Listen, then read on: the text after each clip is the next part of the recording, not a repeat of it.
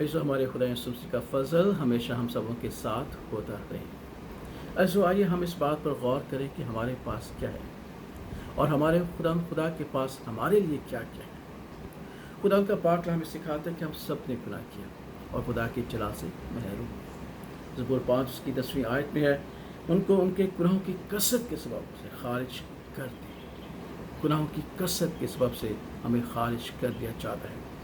ना उसका पहला बाप उसकी 5वीं आयत में है, क्योंकि खुदावंद ने उसके गुनाहों की कसरत के बायस उसे रंज में डाला। सो हमारे पास क्या है?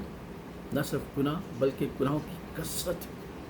लेकिन हम खुदावंद का शुक्र करते हैं कि जो रहीम और मेहरबान और मोहब्बत करने वाला खुदावंद है, उसके पास हमारे लिए क्या क्या है। सबसे पहली बात जो आज मैं आपके सामने शेयर करना चाहता हूँ, ज़बूर 51 और उसकी पहली आयत।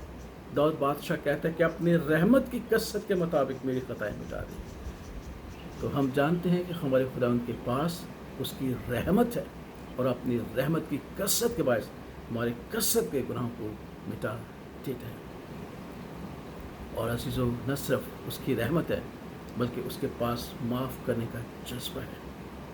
यशायाह 55 बाप उसकी 7वीं आयत में है, क्योंकि वो कसरत से माफ़ करेगा। कसरत से हमें माफ़ करता है। जब भी हम गुनाह करते हैं, अपने गुनाहों का इकरार करते हैं, वो हमारे गुनाहों को माफ़ कर देते हैं। इसलिए हमारे खुदा यीशु मसीह ने पतरस से कहा, 7 बार नहीं 7 के 70 बार जब भी तेरा भाई गुनाह करके तुझसे माफ़ी मांगे उसे माफ़ करना, क्योंकि खुदावंद तेरे खुदा के पास कसरत की मुआफ़ी है। और इस मुआफ़ी के लिए हम जानते हैं कि फ़िदिया दिया जाता है, क्योंकि बग़ैर खून बहाए मुआफ़ी नहीं है।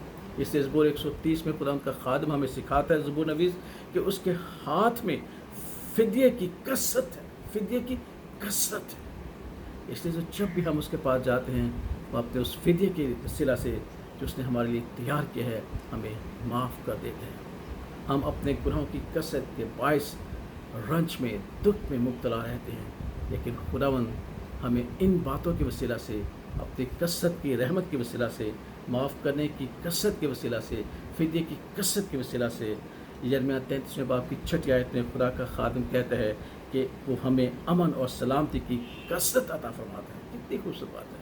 हमें अमन और सलामती की कसरत हमें अता फरमाता है। और न सिर्फ हमें अमन और सलामती की कसरत अता फरमाता है, खुदा यीशु मसीह जो खुदा का इकलौता बेटा है, जो उसकी मोहब्बत का ज़हूर है, उसने कहा कि न सिर्फ मैं अमन और सलामती बल्कि मैं उन्हें कसरत की ज़िंदगी भी अता करूँगा। देखिए कितनी बात है। हमारे पास गुनाहों की कसरत है, लेकिन खुदावंद के पास रहमत की कसरत है, माफ़ करने की कसरत है, फ़िदिये की कसरत है, अमन और सलामती की कसरत है और हमेशा की ज़िंदगी की कसरत है। इसलिए आइए इस खुदावंद की परस्तिश करें, उसको मुबारक कहें जिसने हमसे ऐसी मोहब्बत की है, और उसकी मोहब्बत से हमेशा लबरेज होकर उसकी परस्तिश करते हुए आसूदगी और इत्मीनान हासिल करें। हमारे खुदा यीशु मसीह का फजल हमेशा हम सबों के साथ होता रहे। आमीन।